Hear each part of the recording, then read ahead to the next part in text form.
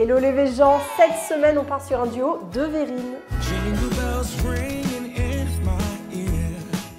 Je remercie Petit Vegan de sponsoriser cette vidéo. C'est une entreprise française qui est située en Lorraine et qui propose des spécialités végétales, notamment de très bons remplacements au fromage avec une démarche qui est bio et éthique. Ils font particulièrement attention au choix des matières premières. Par exemple, les noix de cajou qui sont utilisées sont décortiquées mécaniquement. Pour les épices, la marque va privilégier au maximum les circuits courts et se fournit auprès d'un producteur local.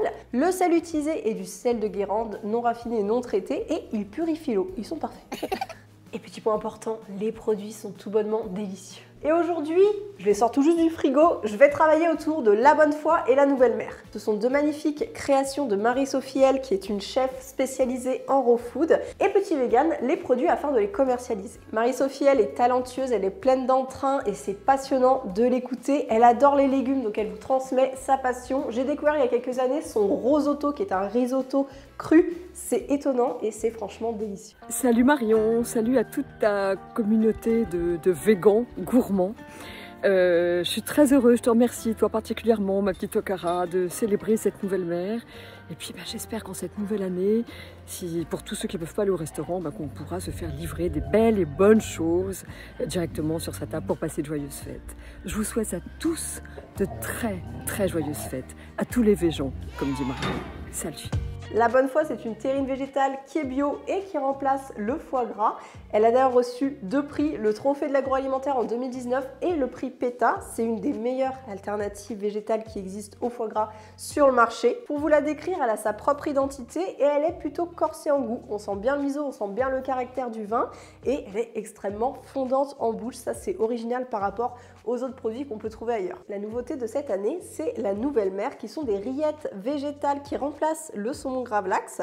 Là aussi, elle a sa propre identité. Ce qui est étonnant, c'est qu'il n'y a pas d'algues dedans. Elle a un goût fumé qui est très subtil et la papaye apporte de la douceur. Petit Vegan m'a mis au défi de créer 2 recettes autour de ces terrines. Alors j'avoue que c'était pas chose aisée, surtout que j'ai voulu partir pour respecter au maximum le travail de Marie-Sophie Elle sur du cru. Alors on n'est pas sur du 100% cru, mais on s'en rapproche quand même pas mal. J'ai vraiment voulu sublimer les produits de Marie-Sophie Elle sans les cuire et en gardant l'identité crue. Donc on part sur 2 verrines qui semblent très simples de prime abord, mais qui ont été complexes, en tout cas voilà, qui n'ont pas été si simples à penser parce qu'il fallait trouver un équilibre des saveurs. Ça change clairement que de simplement les tartiner sur du pain ou des blinis. Donc j'espère que ça vous inspirera et que vous tenterez à réaliser ces recettes. Et grâce à mon partenaire Petit Vegan, vous avez moins 15% sur leur site avec le code OKARA15 sur les 2 produits. Alors je vous conseille aussi de faire un petit tour sur leur spécialité végétale parce qu'on ne peut pas dire fromage vegan, alors je ne dirai rien. Mes 3 préférés sont... Alors il y a le petit Lorrain, le petit Alba aussi qui est très bon, qui rappelle les saveurs un peu chèvre, et le petit frais Bruschetta. C'est plus trop la saison, même s'il n'y a pas vraiment de saison, mais il est très bien pour l'été, c'est vrai. On commence par la première verrine autour de la Nouvelle Mère, donc on va déjà couper un avocat pour le mixer avec un peu de jus de citron.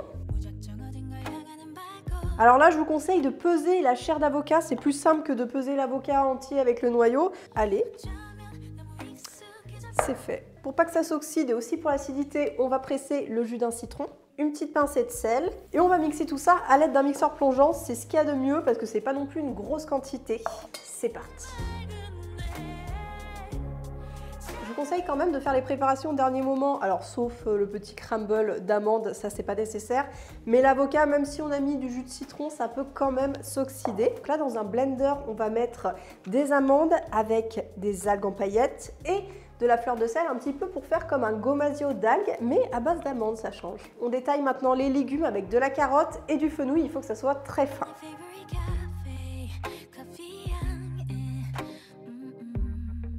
On a fini les petites préparations, passons au montage. On commence par la petite crème d'avocat. C'est difficile de faire un truc propre, alors je vous conseille quand même d'essuyer les rebords pour rattraper la crème d'avocat qui se serait baladée sur les parois. Ou sinon, si vous avez la motivation, utilisez une poche à douille, ce sera bien aussi. Pour la suite de la verrine, je vais ouvrir les rillettes La Nouvelle Mère et pour ça, il faut tirer la languette.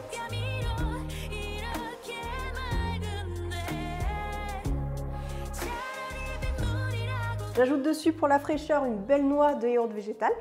On rajoute les légumes crus, la carotte et le fenouil. Donc vous faites des petits rouleaux de carottes et le fenouil, venez le planter dans la verrine pour apporter de la hauteur. Si vous voulez placer cette préparation au frais quelques heures avant, voilà, histoire de vous avancer pour les apéritifs, vous vous arrêtez là. Et maintenant, par contre, on va faire comme si c'était le moment de servir et ajouter les petites touches finales. La poudre d'amande algue qu'on met au dernier moment, vous avez compris du coup, pour pas qu'elle s'imbibe de trop du yaourt. Des baies roses qu'on vient briser entre nos mains. Et pour finir, quelques petites brindilles d'anettes fraîches. C'est minutieux à réaliser, mais c'est pas si long à faire. Et puis le résultat en vaut la peine. Je pense que vos invités vont apprécier. Au moment de la dégustation, je vous conseille de venir squisher le citron par-dessus pour apporter encore une toute petite touche d'acidité. Je vais goûter, je vous décris un petit peu ce qui se passe après dans ma bouche. Donc je vous conseille de prendre du fenouil. Il n'y aura peut-être pas à chaque bouchée parce qu'il n'y en a peut-être pas assez. Bon bref. Alors j'adore vraiment cette verrine parce qu'on a le crémeux l'onctueux de l'avocat, la nouvelle mère qui est sucrée comme ça avec la papaye, qui est fumée et qui a son caractère, qui a sa force, les petits pickles avec le côté anisé du fenouil, le croquant de l'amande et quelques petites paillettes d'algues qui viennent rehausser les saveurs de la nouvelle mère, le jus de citron, l'aneth. On est bien. On passe sur la deuxième verrine autour de la bonne foi. Pour ce faire, je suis partie sur une crème de champignons crus. Alors, tout n'est pas cru dans cette recette, mais les champignons, oui, parce qu'il fallait quand même cuire les châtaignes. Alors, j'ai pris des châtaignes en bocaux, c'est plus pratique. Et en fait, ça match très bien avec la terrine de la bonne foi, parce qu'il y a la force des champignons, la douceur de la châtaigne. Vous mangez ça comme une petite crème et c'est un délice. Alors, petite contrainte, par contre, vous pouvez préparer tous vos ingrédients en avance, les peser, mais il faut mixer au dernier moment parce que les champignons, sinon, vont s'oxyder dans la crème et ce sera pas très joli. Voilà, c'est en plus mieux pour profiter des bienfaits crus que de le manger plutôt rapidement. 4 heures avant ou la veille, j'ai fait tremper des noix de cajou qui vont apporter du crémeux et de la douceur. Donc maintenant, on va les égoutter. Dans le blender, on met les noix de cajou. Les champignons, je les ai nettoyés et j'ai pris des champignons de Paris parce qu'ils peuvent se manger crus. Donc là, on les met un peu à l'arrache, hein, vous n'avez pas besoin d'une planche pour ça. Vous les coupez grossièrement au-dessus du blender, c'est bien. Les châtaignes, je verse de l'eau froide parce qu'on ne veut pas une crème chaude. Et en assaisonnement, on a de la levure maltée, du sel et du 5 baies. Et on mixe jusqu'à obtenir une texture lisse. On verse aussitôt dans les verrines. On tapote un petit coup sur le plan de travail pour égaliser tout ça.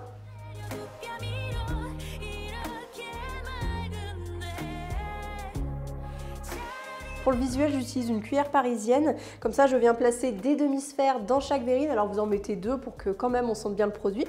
Et en topping, pour la petite touche finale, on vient prendre des châtaignes qu'on broie, qu'on émiette avec les doigts. C'est plus joli que de le faire au couteau, ça fera moins régulier, vous voyez. Et bien sûr, comme on est dans les traceurs inspiration foie gras, un petit peu de fleur de sel et de 5 baies. En fait, je me suis rendu compte que quand je vous mettais 5 baies, vous pouvez prendre aussi 3 baies. Voilà, ça dépend de ce que vous trouvez en magasin. 3 baies, c'est suffisant.